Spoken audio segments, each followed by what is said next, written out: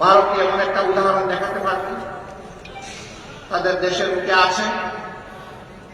আপনারা দেখেছেন গতকাল বিভিন্ন ধর্মের যারা সম্মানিত ব্যক্তিবর্গ তাদেরকে নিয়ে প্রধান উপদেষ্টা একসাথে এক কাতারে দাঁড়িয়ে আওয়াজ তুলেছেন, এদেশ আমাদের সবার, আমরা এখানে কোনো সাম্প্রদায়িক বিভাজন চাই না। আমরা ধন্যবাদ জানাই আমাদের প্রধান উপদেষ্টাকে তার এই মহৎ উদ্যোগ নেওয়ার জন্য। উদ্যোগ নিয়েছেন, উদ্যোগ নিয়ে থেমে গেলে হবে না, এই যাত্রা আমাদের অব্যাহত রাখতে হবে। এর আগের দিন তিনি সমস্ত রাজনৈতিক দেশপ্রেমিক বেশিরভাগ বিরোধী সাম্রাজ্যবাদ বিরোধী জাতীয় রাজনৈতিক নেতৃবৃন্দকে নিয়ে তিনি এক কাতারে দাঁড়িয়েছেন। সবাই আমরা একই আওয়াজ তুলেছি, আমরা কোনো আগ্রাসন সহ্য করব না। বাংলাদেশের 1 ইঞ্চি জমি আমরা কাউকে ছেড়ে দেব না। আমাদের জীবন দিব, তবুও বাংলাদেশের আধা ইঞ্চি জমি আমরা ছেড়ে দেব না। এটি আমাদের কমিটমেন্ট। সম্মানিত ভাই বোনেরা, এই দেশ তাহলে আগামীতে কি হবে? এই দেশকে কে করবে? এই দেশ করতে হলে কিছু ছাতাবাস মুক্ত হাত দরকার, কিছু চরিত্রবান দুর্নীতিমুক্ত মানুষ দরকার, কিছু দেশপ্রেমিক চিন্তাশীল বিচক্ষণ মানুষ দরকার। এই বিচারটা করবে কে? আমাদের হাইকোর্ট না জজ কোর্ট না সুপ্রিম কোর্ট? এই বিচার করবে জনতার আদালত।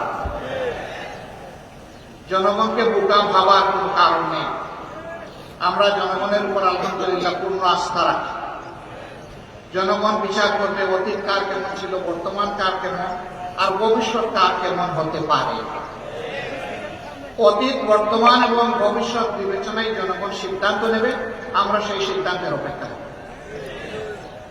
তাহলে সিদ্ধান্তটা আসবে কিভাবে? অবশ্যই নির্বাচনের মধ্য দিয়ে। সেই নির্বাচন হতে হবে সুষ্ঠু, অবাধ এবং গ্রহণযোগ্য। এখানে কোনো পেশি শক্তি অথবা টাকার খেলা চলবে না। এই রাস্তা বন্ধ করতে হবে। এই রাস্তা যদি বন্ধ করতে হয়, তাইলে কতগুলো প্রয়োজনীয় সংস্কারও আনতে হবে। সেই সংস্কারে সরকার হাত দিয়েছে। আমরা সরকারকে অনুরোধ করবো সংস্কারে গতি বাড়ান। সংস্কারে গতি বাড়িয়ে মৌলিক সংস্কারগুলো করে একটা সুষ্ঠু নির্বাচন জাতিকে উপহার দেন। আপনারা যেন ইতিহাসে স্মরণীয় হয়ে থাকতে পারেন। আপনাদের নিজস্ব কোনো এজেন্ডা থাকবে না। এজেন্ডা, জাতীয় এজেন্ডা একটাই, যে একটা সুন্দর সুষ্ঠু নির্বাচন আপনারা উপহার দেবেন। তার জন্য যত সংস্কার প্রয়োজন তাই আপনারা করবেন।